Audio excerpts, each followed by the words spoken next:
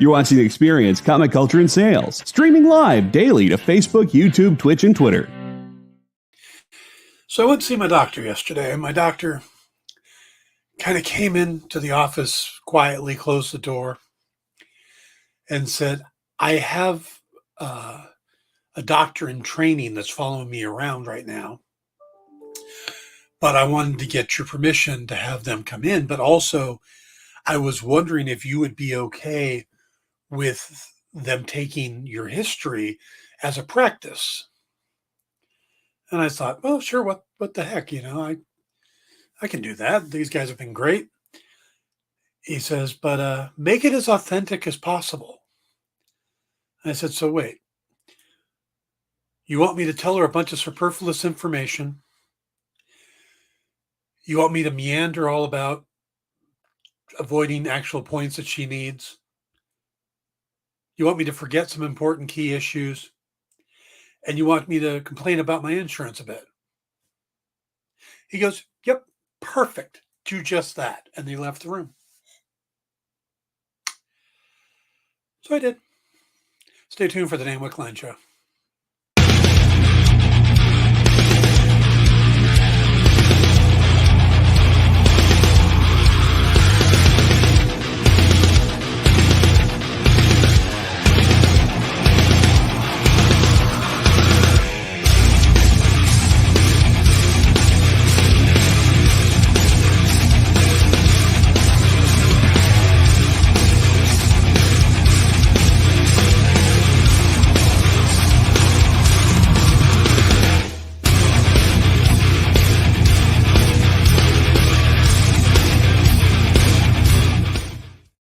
Hey, everybody, welcome to the Dan Wickline Show here on The Experience. We are going to try to change things up a little bit here on the show. Not a lot, but we're going to try to make the format a little more consistent so that you guys know, hey, this is going to happen at this time, this and this. So what we're going to do is we're going to start doing news at the beginning, which we do normally, but it'll be a little more structured. Then we'll do a main topic, and then we'll close out with something we're going to call the key center. But we'll get to that when we show it to you. But we are going to start off with the news, and hopefully you guys get a chance to all get in here for this. So I will backload the news, so the biggest stories will be at the end of the news, and we'll get some easier ones. That way people trickle in. But hello to Triple B. Hello to Ed. Triple B says it's Scream 6 week, so he's looking forward to that. Very cool. All right, let's get to the news. And there's a lot of interesting news today. We're going to start with, if you guys are fans of the HBO series Barry, well, it was just announced that that's going to be coming to an end after this upcoming 4th season. Now, if you're not familiar with it, it's a dark comedy which features Bill Hader playing the titular hitman with a dream of becoming an actor. And I don't think he actually, I think it's actually he fell into becoming an actor, but it's a pretty funny show. If you haven't had a chance, it's been a surprise hit. It also features Henry Winkler, the Fonz, and Anthony Corrigan. And the 4th and final 8-episode season will debut on April 6th, with the final episode actually slated for May 28th. Okay. Over at Disney, they have announced a premiere date for a new show called Renovations. This is a 4-part original series that sees Jeremy Renner and his team of expert builders use their skills to reimagine decommissioned vehicles and rebuild them into mind-blowing creations that serve communities around the world. Now, there's a quote from him, and he said, and this is a recent quote, and you'll understand why. I've been on this journey for many years. I started in my community by building vehicles for people in need. But a few years ago, I thought, how can I plus this up and create a bigger impact on a whole community? And that's what this show does. This is one of my biggest passions, and it's the driving force in my recovery. And I can't wait for the world to see it. So him mentoring his recovery. Now, we're just a few months past Renner suffering an accident while plowing snow, and trying to get his nephew's car out. Um, but of course, the thing rolled over on him. He was airlifted to the hospital with blunt force trauma to the chest and orthopedic injuries. And originally, his condition was critical. There was a lot of fear that it was going to be worst case scenarios. And he did require surgery, but he is recovering now. He's going through physical rehab, and he shares updates on his social media to his fans. So, by the way, this new series is going to be debuting on April 12th. So, something to look forward to there. It's also not the only transformation show like that, where Renner is going to be doing large vehicles, hopefully not a snowplow. NBC has just ordered a new series called Hot Wheels Ultimate Challenge. And this is kind of cool. I like this. This will be a car makeover show hosted by Rutledge Wood. I don't know if you're not familiar with Rutledge. He was one of the co-hosts on Top Gear USA. Well, this show is going to feature him as the host, and it's going to have fans transforming ordinary vehicles into kind of Hot Wheel inspired show machines. They're supposed to be this big, because that's the neat thing about Hot Wheels is that sometimes they're just standard looking vehicles, but sometimes they are these awesome looking machines. And that's what they're going to try to build here. It's going to be a 10 episode premiere season. No word on how soon that will be done, but it does sound like it's moving forward quickly. Over in politics news, now, again, we don't try to do a whole lot of politics here, but it ties in. Former Boy Meets World star Ben Savage has actually turned in the paperwork to basically allow him to run for the 30th District Congressional seat here in the state of California. Now, the seat is currently occupied by Adam Schiff, who you guys may know if you watch the news. He's been a very popular Democrat for a long time now. And this is basically the seat in the Burbank area that he holds. Now, he's vacating it with the idea that he's going to run for Senate in the seat that Dianne Feinstein is vacating. And Dianne Feinstein announced recently that she won't be seeking re-election. So it's a domino type thing. So and Schiff is just one of the people running for that seat. There's a couple other current Congress people who are talking about going for that. So, all right, shifting gears. I've got a theory. I have a theory that every movie and television series is made better by the addition of Clancy Brown. His performances are always great, whether it's all the way back to the Kurgan or to Sleepy Hollow, to just about everything he's been in. Clancy Brown just lends credibility to any project he's part of. Well, and he's also one of the best Lex Luthors we've ever had. I mean, basically, there's his version of Lex in the animated series. There's John Cryer's on Supergirl. There's Michael Rosenbaum's in Smallville. And most of the other ones are crap. So, I know, Gene Hackman was great. No, Gene Hackman was a real estate scam. But anyway, the important thing is that he is once again getting into the DC universe. In this case, he is joining the upcoming Penguin series for HBO Max. Clancy is going to be playing Salvatore Maroni in the upcoming 8-episode series that spins out of Matt Reeves' The Batman series, and of course has Colin Farrell reprising his role as Oswald Cobblepot. Now, Maroni has appeared in a ton of comics, and he's always been kind of the chief rival to Carmine Falcone, who of course was played by John Turturro in the film and is dead by the end of it. So it's kind of obvious to see what this series is going to be. Gene Hackman is my second uncle. Well, that's great, Triple B. I think Gene Hackman is an incredible actor. Loved him in The Replacements. Loved him in Young Frankenstein. Wait, don't go. I was going to make espresso. Brilliant. I just think that the role they gave him as Lex Luthor in the Superman movies, while well acted, is not a good representation of Lex Luthor. So that's not a knock on Gene. That's a knock on basically how the movies have handled Lex Luthor. I actually did an entire video on it called Psychology of Villainy, the Lex Luthor one. So you can find that on my own YouTube page.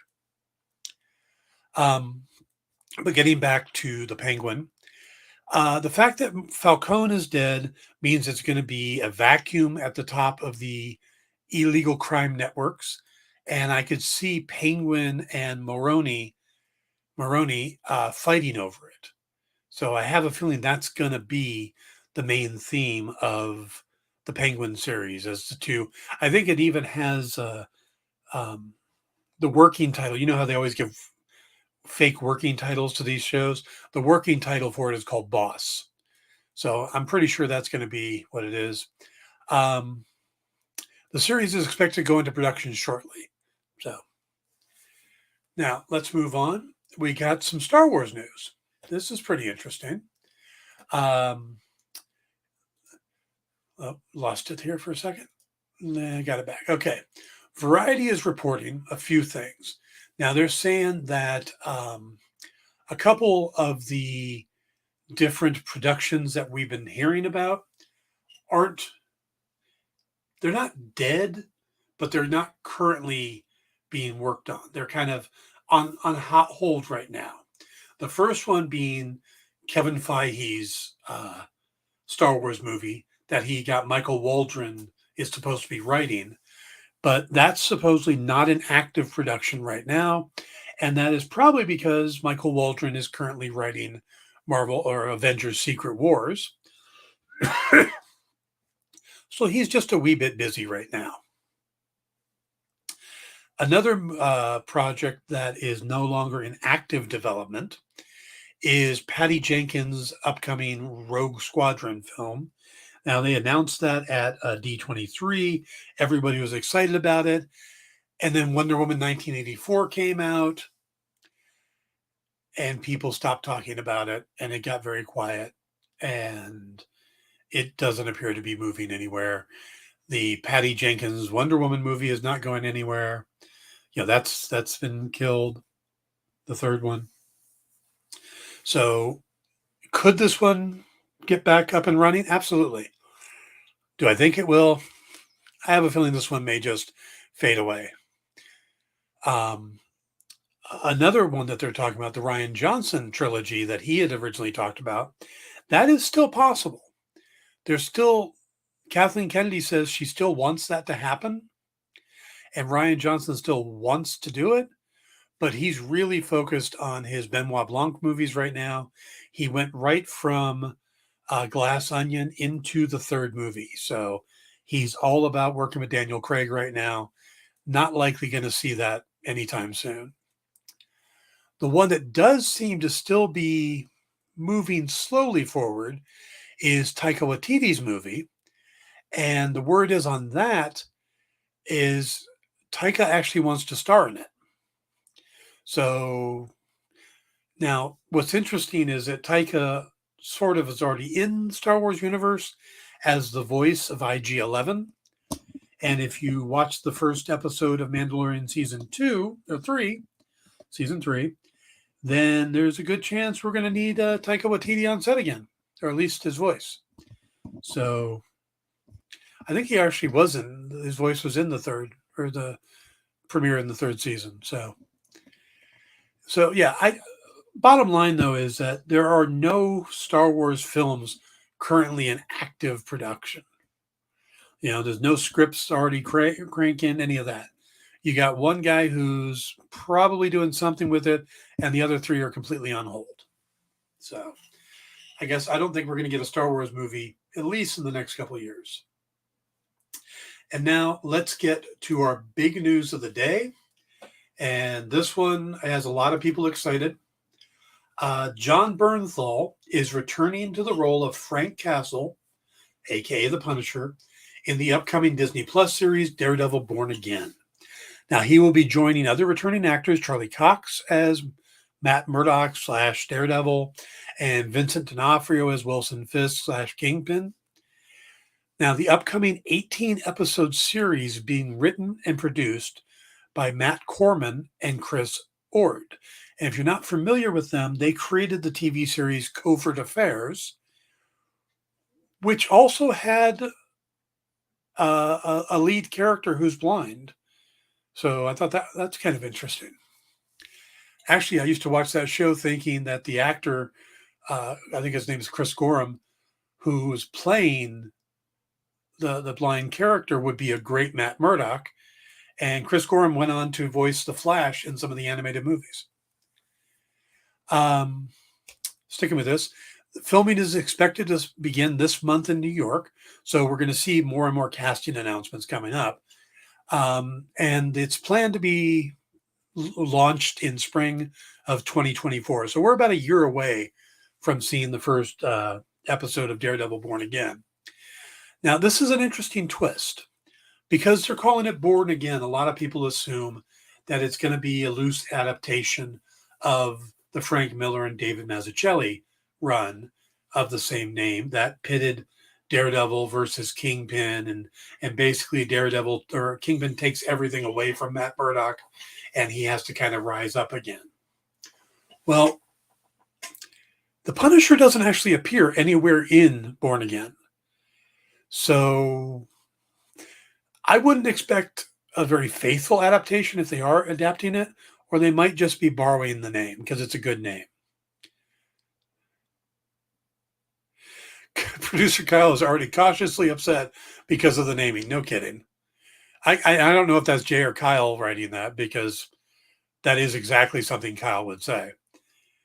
Kyle doesn't like it when they take a name from something and don't do the exact story. Okay, it's Kyle. Now, the return of Bernthal isn't a huge surprise, because when initially Kevin Feige took control of Marvel Television along with Marvel Studios, he mentioned Bernthal as one of the actors he was very impressed by from the Netflix series. The other ones being Charlie Cox, Vincent D'Onofrio, and Kristen Ritter. Now, 2 of them are already back, and word is that Ritter was, they tried to get Ritter back, but the timing didn't work out. They were going to get her onto She-Hulk, and they couldn't make the scheduling work. So, hey, Dan, real quick, yeah. Let me say this. They could be using Punisher in this series as an amalgam of several other characters from that original run, and I would be totally okay with it. Yeah, they could replace Nuke with him. Yeah, there's several characters that haven't really been introduced yet that they could all mash up and be like, it's the Punisher. And I wouldn't be upset. Just Fair because it always felt like those characters were Punisher ripoffs anyway. Yeah, fair enough. So Jeff says, Kyle, I validate your acknowledging your feelings and on naming disappointments. There you go. Yeah. All right, let me finish this up here.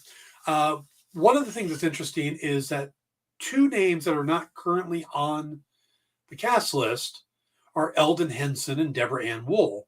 Henson, of course, played Foggy Nelson, and Wool played Karen Page. And the fact that they're not showing up is really interesting, especially since the Karen Page character was not only in the Daredevil series, but she also showed up in the Punisher series and is tied to both characters. So the fact that they're not on the list and mentioned, that doesn't necessarily mean that they're being, they could be being recast, or they might just not show up in the series.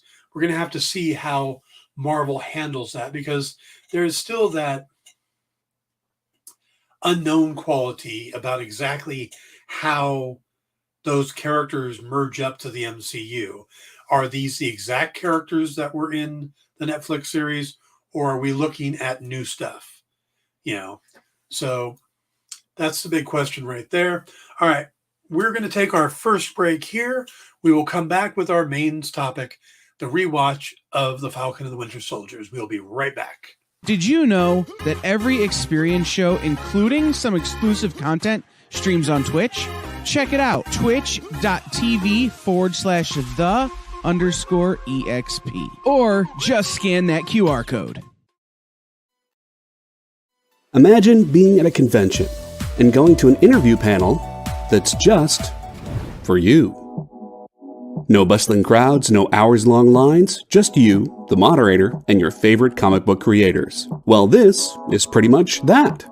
Miss Jen sits down every week with 2 comic book creators for a live stream interview about their latest work, and you can ask them whatever you want. It's Talking Shop, Mondays at 5 Eastern on The Experience, Comic Culture and Sales.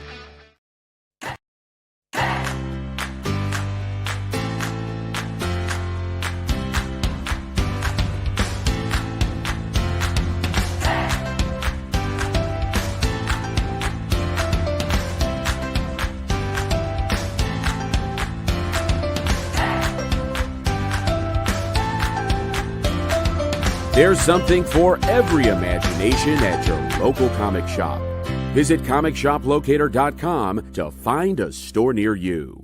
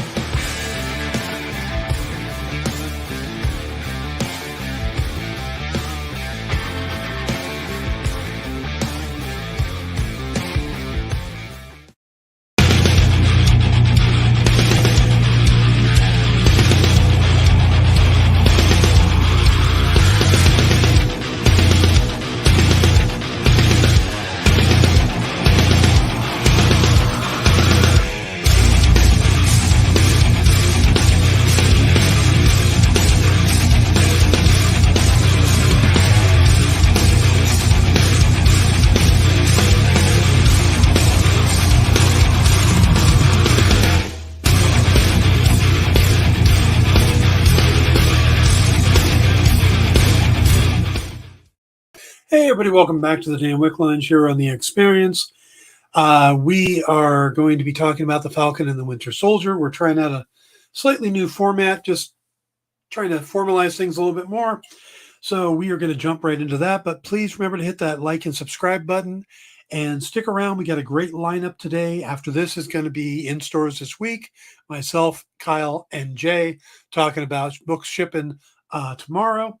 Then we'll be Minute to Skim It with the crew from Space Cadets, skimming and reviewing books really quickly. So you'll get between those 2 shows, you should have a good idea of what books you should be picking up this week. After that will be Mint Hunter, and followed by Country Road Comics. And I know the folks over at Country Roads are going to be doing some $1 start auctions on some key issues from both the Silver Age and the Modern Age. And they're also going to be doing some mystery grab and slabs. So you'll want to stick around for all of that. It's going to be a great day here on The Experience. Before we jump into our main topic, though, just throw an interesting trivia question out there, see if any of you guys can get it. John Bernthal will be the 5th character, or 5th actor/character from a Marvel TV series that debuted prior to Kevin Feige taking over. We know Charlie Cox and Vincent D'Onofrio are 2 others. Who are the other 2 actors or other 2 roles that have come over that, from Marvel Television to the MCU? So let's see who can get those other 2 actors. All right. We are going to go into our main topic, which is the Falcon and the Winter Soldier rewatch. I didn't mean to start this series of doing these. Like I said, I did the Hawkeye one last week and really enjoyed it and really thought it was interesting rewatching it. And I decided to do another one yesterday. I sat down and started watching Nope, Clark Gregg started in the MCU and then went to television, so that one doesn't count. So I started doing these, and as I was watching it, some things jumped out to me. First thing is the writing on this series. Now, we know that this is a series that was greatly affected by the pandemic, not just from the point of view of casting, but there was a storyline, the main storyline involving the Flag Smashers involved the release of pandemic. And with the pandemic, actually the real world pandemic hitting, they scrambled to rework the story.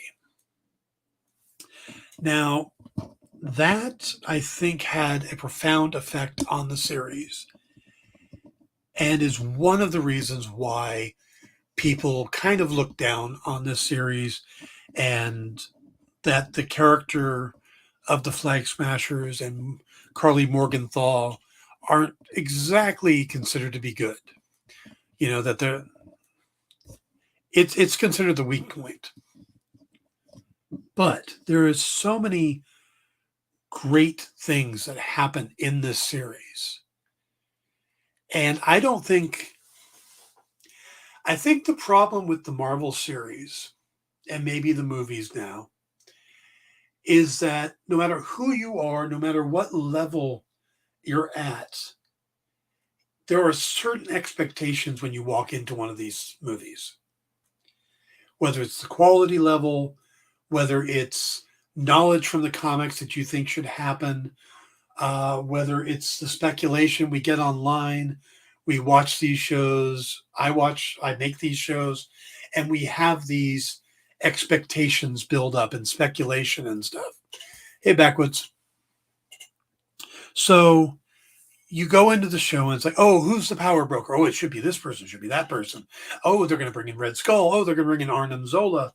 Oh, this person, that person. And I think that any series is going to have a hard time living up to our own personal expectations, because what we're doing is we're putting our expectations of what we want onto the series. And if it's not the exact thing we wanted, it's going to feel disappointing. So I think that works against this stuff. And it's part of the negativity. Well, you got one of them. Anson Mount is correct. Evans Peters is not, because he's actually from a movie. This is a character that was introduced on an ABC show and showed up in one of the MCU movies. All right, so let's talk about the actual Falcon Winter Soldier. I loved the way it opened. Absolutely loved the way it opened, because they give us a scene that shows us the Falcon in action, what the Falcon can do. And they did it in a way that none of the movies had really done. They had done some good scenes with the Falcon, you know, him flipping over and shooting his guns and doing barrel rolls. And I mean, just how well he used those wings. But it pales in comparison by what they did in the opening of this series. His being chased by the missiles and dealing with the helicopters and the guys in the wingsuits. And by the way, everybody making comic book movies seems to love the idea of, let's put somebody in a wingsuit. And all I could think of is, I don't want to see guys in wingsuits. Wingsuits are today's technology that we have. I want to see fantastic technology. I want to see things I don't get to see if I just turn on a YouTube video and type in wingsuit, you know? So I'm tired of wingsuits. And the fact that it showed up in the Batman too is probably the worst scene in the movie. So Eddie got it. James Darcy. Yes. James Darcy appears as Jarvis in the Agent Carter series, and then reappears in the past in Avengers Endgame. Good job, Ed. So, yeah, but that opening scene with them flying through, I thought that was brilliant. Plus, it reestablishes Batroc as an interesting character, too. And the introduction of Batroc I thought was great because that gives us a villain. Even though we're going to do a show that has a bunch of people with super soldier serums, we get a good fighting villain that we could pit Sam up against that's on an equal power level. And it's a villain that actually went toe-to-toe with Steve Rogers. So in a sense, him having to fight Batroc in the first and last episodes kind of shows that transition of him becoming Captain America, because you got to fight Batroc when you're Captain America. So yeah, I thought that was a great opening. Now, this is a show that has so much depth in it. There are so many stories going on if you think about it. You've got a black man becoming the symbol of a nation that used to have slavery. I mean, that right there, there's your A1 topic. A black man becoming Captain America. That right there makes it a controversial thing. On top of that, we're dealing with Bucky, who is coming out of having been brainwashed, finally getting clear, but still lives with not only the guilt of having all his actions or all the things he did, the grief of losing his best friend. Whether, I know we don't know if Steve is dead or not, but they act like he pretty much is. And also the realization that in a lot of ways, Bucky was kind of codependent. You know, he put his own value based on what someone else thought. You know, he thought he was only worthy because Steve thought he was worthy. And he held Steve at such a high level, on such a pedestal, that when it became questionable, when one of Steve's actions becomes questionable, it makes Bucky question everything about himself.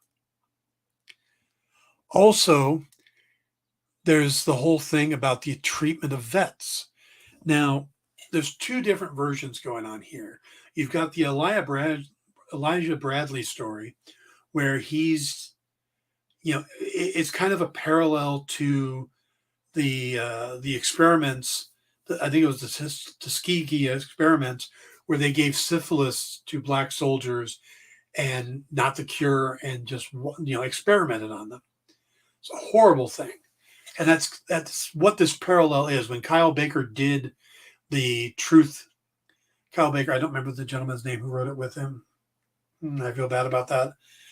But when they did the Truth series, it paralleled what those experiments, but doing it with super soldier serum, and ended up with these Captain Americas, or, you know, these soldiers, and a lot of them died. So, and then once he did something to save his buddies, he ends up in jail. So you just see this horrible treatment of him. But on the flip side, it's not like they treat John Walker any better. Because, yeah, John Walker goes crazy and kills that guy. But everything he does, he's doing because it's what he was trained to do. You know, he was trained to be Captain America. He was, you know, he was trained to be a soldier, trained to be a fighter, trained for war. And then they give him the costume. And when he gets the opportunity to take the super soldier serum, he looks at it as it's another weapon. It's something that they would want him to use. And Val even says that they're grateful that he used it. So everything that happens to John Walker is the government turning their back on him too, just like they turned their back on Bradley. So you've got those themes going on here. On top of that, you've got the themes of the people returning from the snap and finding out their homes have been, you know, filled, and those And, the people that kind of moved in are now, somebody's now homeless. Do you give them back to the people that got snapped away, then returned? Or do the people who took over later keep them? There's all that. So you end up with this huge homeless population. They start being called refugees, and they're treated like second-class citizens, where prior to that, all the borders dropped. Everybody was welcomed anywhere. And you kind of get where it's like, okay, yes, a lot of people disappeared. There was a lot of grieving. But the world stood together. A traumatic event happened, and the world pulled together and made things better. And now everybody is back, and the world is shifting back to where it was. And there are certain people being left aside.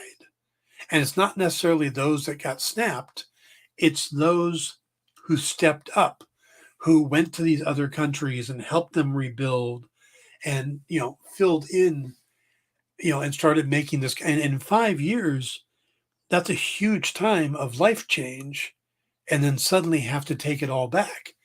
So there's a lot of serious stories going on here, and I think Marcus Spellman, the writer of this series, did a remarkable job with all of those things.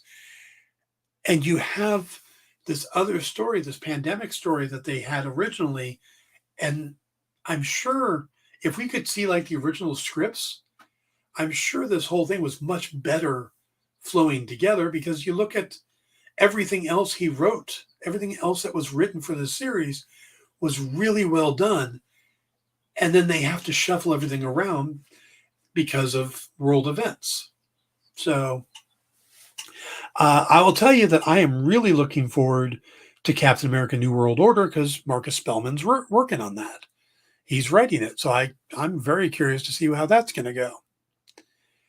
Now, yeah, you've got all those underlying stories going on. And then you also have this friendship between Sam and Bucky that we're starting to see, because they weren't friends before that. They had a mutual friend. This was Steve's friend, and then Steve's gone, and they're connected through that grief, but also they question the other person and how they're treating Steve's memory. So again, this is what I really love about this series, is you've got all this very serious, deep stuff going on, yet they still have time for all the action scenes. They still have time for the humor. If Carly would have been a better villain, and I think she could have been a better villain without the changes, I think this would be a very highly touted series. But I think the problems that were created by having to rewrite at the last minute is the weak part of what this makes, what hurts the series, where I still think it's one of the better ones. I enjoyed it quite a bit. And rewatching it, like I was saying earlier, I rewatched it without the expectations, without the, no, Sharon Carter can't be the power broker. That doesn't make sense. Or, some of the things that happen in there that you go, that throws you out of it. Once you know what are going to happen, you sit down a year later and rewatch it, and you don't have those expectations. You just sit down and enjoy the acting. Daniel Bruhl as Baron Zemo, Sebastian Stan, Anthony Mackie, the Dora Milaje, they all were done so well. And I think that in itself hurt the Carly Morgenthau character, because you had all of these interesting characters. You had, Zemo was a scene stealer. The Dora Milaje, in the scenes that they were in, just stole the scenes, demanded screen time. Wyatt Russell was great as John Walker. You wanted to hate him. And Mackie and Stan were both great as Bucky and Sam. So you've got this young actress trying to step up and be the villain of this series. And I think a lot of her strength moments are gone, and, the connection to the woman who passes away, Donna Madani, that was supposed to be something more serious because they hired a really serious actress to do it, and it just got thrown away. So I think the bottom line here is you had the potential for a great series. You have some phenomenal acting, just down the line. Elijah Bradley, just Carl Lumbly is so good in this. And like I said, same Zemo actor from Cold War. Yep. Yeah, Daniel Bruhl was the same. So I think if you haven't watched it, you definitely should. But if you watched it and thought, I didn't really like it that much, it's worth giving it a rewatch because there really is some great performances in this series. And there's some great action. Like I said, the fight scene in the beginning, the fight scene at the end, the battle between Sam Walker and Bucky. So there's a lot of good stuff there. And of course, we get the boat montage, the boat fixing montage. How do you not watch a boat fixing montage? So I do recommend you guys rewatching if you get a chance. I am really looking forward to, like I said, to Captain America New World Order, because I want to see what Spellman can do without having to rework things at the last minute. So, all right, guys, we're going to move into our second commercial.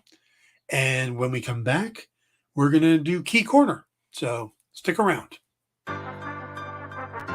Do you remember what it was like when you were a little kid and you got a letter in the mail? Now imagine that letter was filled with information about your favorite shows, pop culture questions, links to things you're going to want to see later, and even sneak peeks at upcoming programming here on The Experience. That's what the EXP mailing list is. Every week, we send you sneak peeks, information, and all of the relevant links for all of the shows you want to see. Sign up now on our website or scan the QR code that's on your screen right now.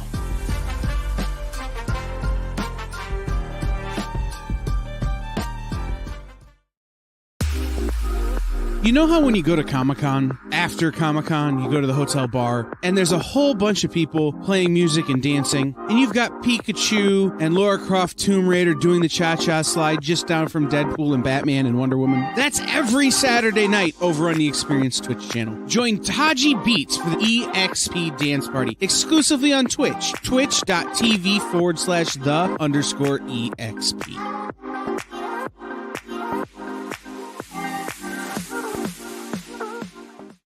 Comic Collectibles is here for you every Wednesday with AR Comics for two very important reasons: to sell you rare, one-of-a-kind comics that you'll love, and to confuse AR with old man talk. You see, Rex and John are, how should I put this, ancient as the roots of the mountains. So every week, Rex and John fill in AR in yet another area of pop culture that he missed because he's too young, just didn't have the time, or just really doesn't care about. It's a real public service they provide. Come buy some super rare and unique comics, while old men explain long-dead sci-fi shows to a younger man making that confused puppy face. Every Wednesday from 6 to 8 Eastern with Rex, John, and AR Comics. Comic Collectibles on The Experience. Comic culture and sales.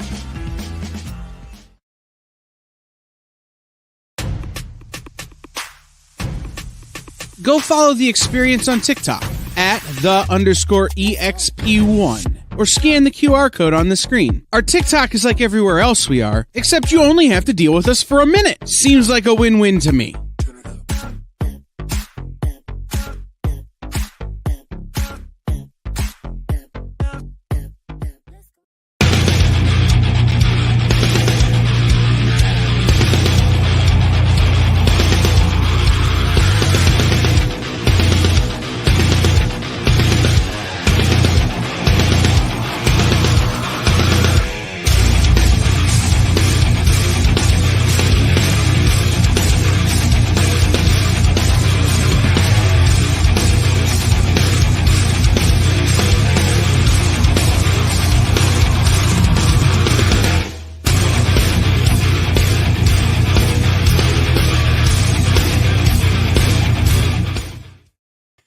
everybody. Welcome back to the Dan Wickline Show here on The Experience.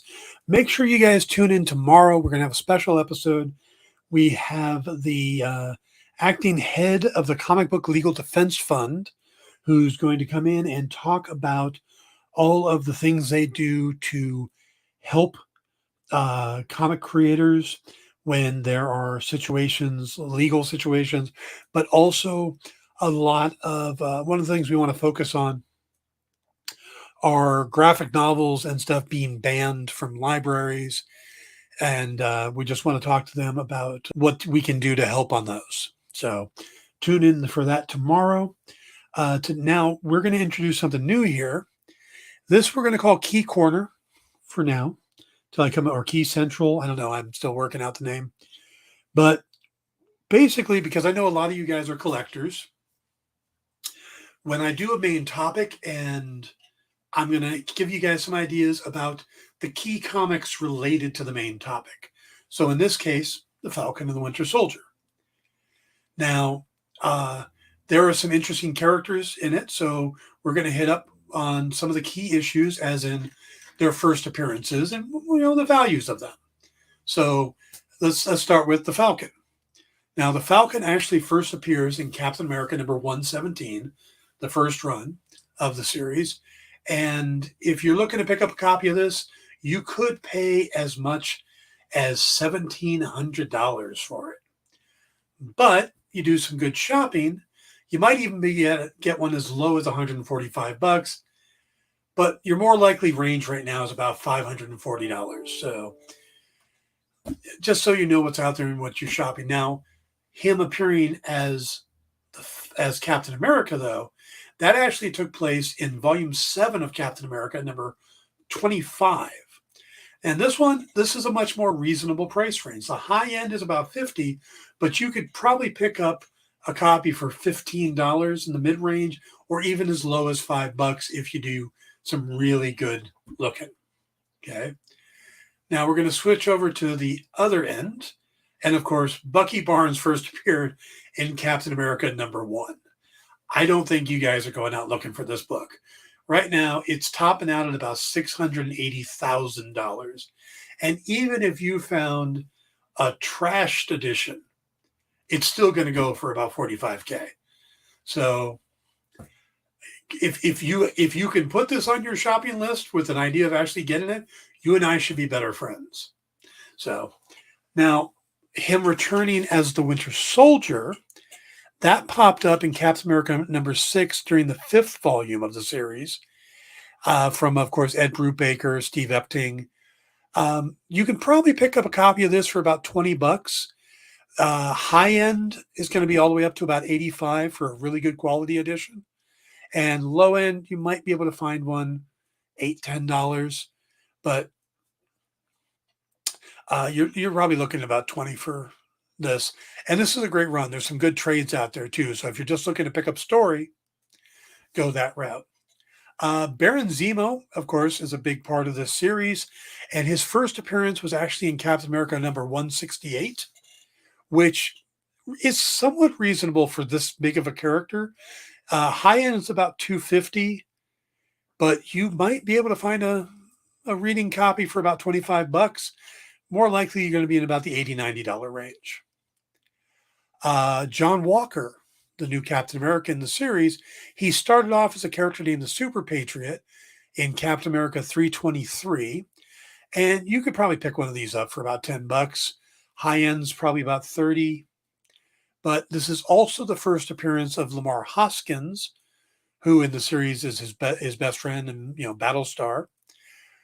John Walker became Captain America in number 333. Hey, Kenneth. And in number 333, that one goes for about $50 in the high end, probably about $15 medium range, $5 if you're lucky. But him actually, Lamar became Battlestar, though, a couple issues later when he needed a partner. And that was out in Captain America 341. The high end on this one is about $30. Mid's about $9. So you should be able to pick this up at a reasonable price if you want the first appearance of Battlestar. Now, John Walker switching over to U.S. Agent, it's kind of mixed. This is the actual issue he appears in, Captain America 354 as U.S. Agent. He's even on the cover. And this is going for about $60 on the high end, about $18 for your average copy. But he does a cameo just before that in a West Coast Avengers issue, which I didn't link to, but there's a big debate whether cameos and count as first appearances, or should it be their first real appearance. So you can throw that either way. All right. After that, let's take a look. Sharon Carter, who's a big part of the series, she appears all the way back in Tales of Suspense number 75. And this is going to cost you a little bit of money. For a high-end issue, it's going to be about $480. Mid-range is about 180. You might find some in the $35, $40 range, but they're not going to be great copies. But this is also, ironically, the first appearance of Batroc the Leaper. So 2 of the characters from the series appear for the first time in the same issue. Carly Morgenthau. Well, in the comics, she's not Carly, she's Carl Morgenthau. And the Flag Smashers aren't a group, it's a person. The group is called Ultimatum, so they made some changes. But Carl Morgenthau, the Flag Smasher, first appears in Captain America 312. And that's going for about $50 on the high end, but probably about 15 in mid-range. You know, you might pick one up for about $5, but you're gonna have to look hard for that. So, but it's an interesting character. He appeared for a while. You know, he was a villain for a little while and then kind of disappeared. So it's interesting they grabbed that character to bring him in for the series.